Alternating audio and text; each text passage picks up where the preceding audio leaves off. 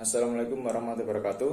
Perkenalkan, nama saya Abdul Ghaffar. Di sini saya akan menjelaskan tentang ultrasonic test sebagai bagian dari tugas saya untuk melengkapi mata kuliah pemilihan bahan dan material. Pertama, ultrasonic test adalah suatu metode non-destruktif yang menggunakan energi suara frekuensi tinggi atau getaran ultrasonik untuk melakukan proses pengujian atau proses pengukuran. Besarnya frekuensi gelombang ultrasonik yang digunakan untuk pengujian ini di atas 20 kHz, yang pada dasarnya frekuensi yang digunakan kisaran 1 MHz sampai dengan kisaran 10 MHz. Yang saya sebutkan dari awal tadi, ultrasonic test ini termasuk dalam bagian non-destruktif test. Apa itu non-destruktif test? Adalah suatu metode pengujian yang digunakan untuk mengevaluasi suatu material atau hasil pengelasan tanpa merusak material dari benda uji tersebut.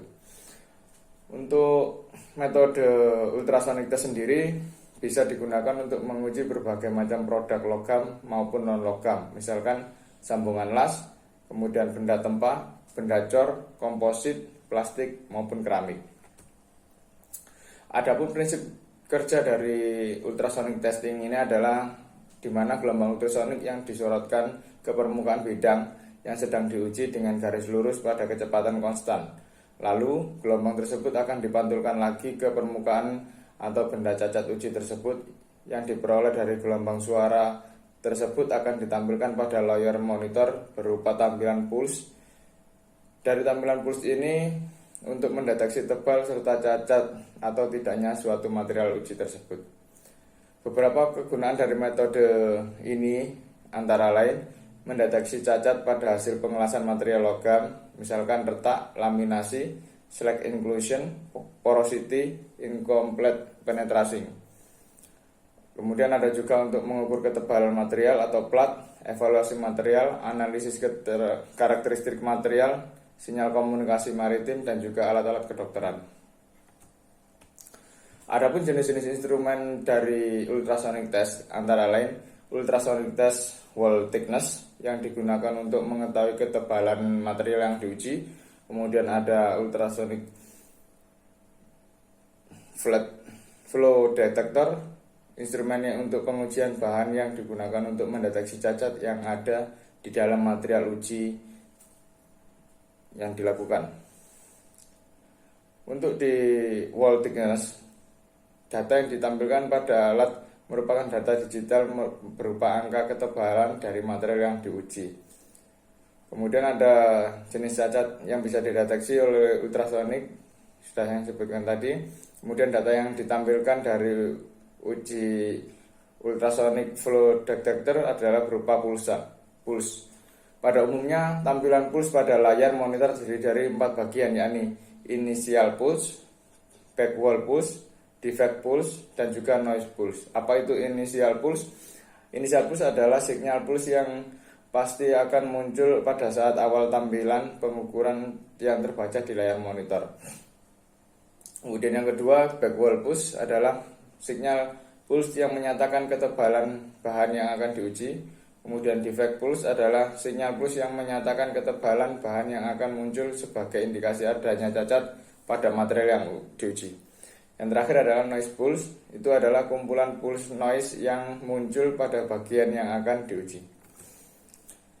Kelebihan dari penggunaan metode ini adalah pemeriksaan dapat dilakukan dari satu sisi, dapat dipakai untuk mendeteksi dan sekaligus menentukan letak dan ukuran internal discontinuities pada material-material logam dan non-logam.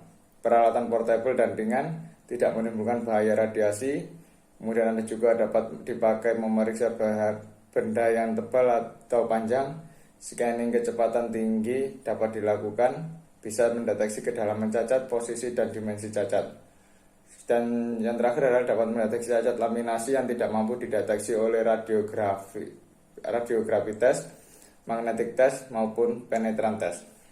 Adapun kekurangan dari metode ultrasonic test antara lain diperlukan operator yang terlatih dan terampil, harus dilaksanakan dengan hati-hati dan penuh konsentrasi. Diskontinuitas yang letaknya sejajar gelombang suara biasanya tidak terdeteksi.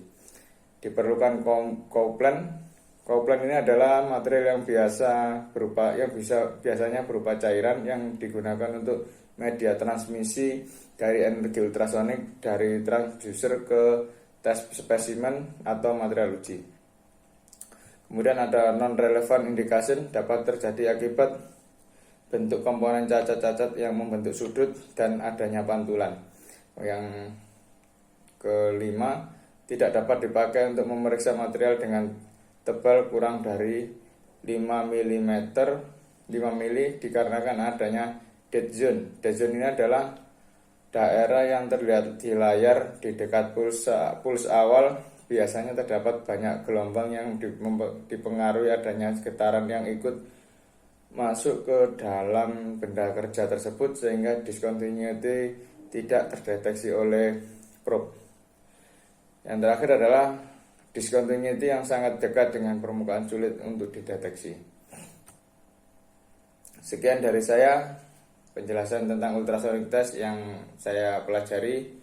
Semoga bermanfaat dan sebagai tugas di mata kuliah materi pemilihan bahan.